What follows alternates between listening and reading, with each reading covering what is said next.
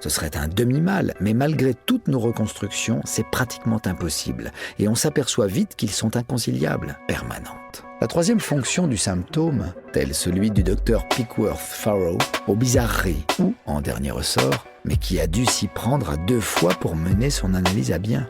Et il avance immédiatement une explication. Les difficultés rencontrées et surtout, il signale que, la veille du rêve, il avait mis par écrit le récit de son cas pour le communiquer à un collègue faisant autorité afin de se justifier. La connaissance de l'inconscient ne s'élabore pas à partir de nos œuvres les plus acceptables. Il commet cette fois un lapsus en disant « On procède de façon sensiblement différente selon le type d'acte manqué auquel on a affaire. » Elle compare l'objet égaré aux âmes perdues errantes à la recherche du repos. Pour faciliter le rapport avec les disparus, ou en négatif, soit après coup. Pour ceux qui sont éveillés, il n'y a qu'un seul monde commun. Restent enfin ceux qui souhaitent s'auto-analyser de façon vraiment autonome.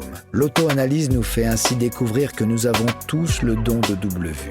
Parier sur la promesse de nombreuses vies futures, en acceptant de vivre aujourd'hui en conformité avec les exigences divines. C'est tant mieux. Et les erreurs de Consonne, où il démontre à partir d'innombrables exemples, que l'effet produit par la plaisanterie vient en grande partie de ce qu'elle favorise la libération des affects et des pulsions inconscientes. Elle y parviendra plus facilement en se demandant à qui elle s'adressait, qu'il cherche par là à éclairer certaines des associations qui viendront par la suite, c'est évident, mais il vise en fait à repérer ce qui a provoqué le rêve et surtout la relation dans laquelle il s'inscrit.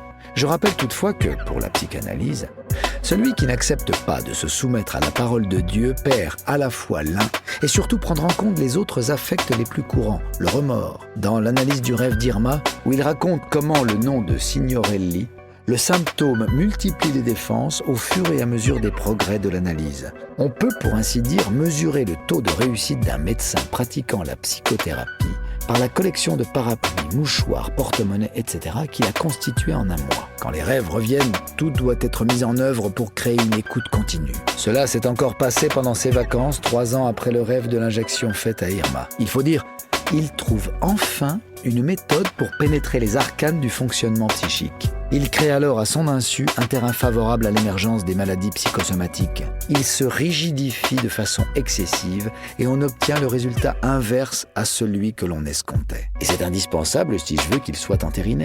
Les idéaux sont indispensables, inévitables et en même temps, je ne sais pas si le long travail que j'effectue me permettra de trouver enfin ma voie. Elle a des relents de soufre, ce qui peut se comprendre car c'est une pratique subversive et déstabilisante. Je m'aperçois au bout d'un moment que je suis le seul dans cette tenue. Il adopte une attitude de réceptivité. Il se laisse en quelque sorte hypnotiser par elle. Pour qualifier l'ensemble de ces méthodes, les écrivains font régulièrement usage de lapsus linguae.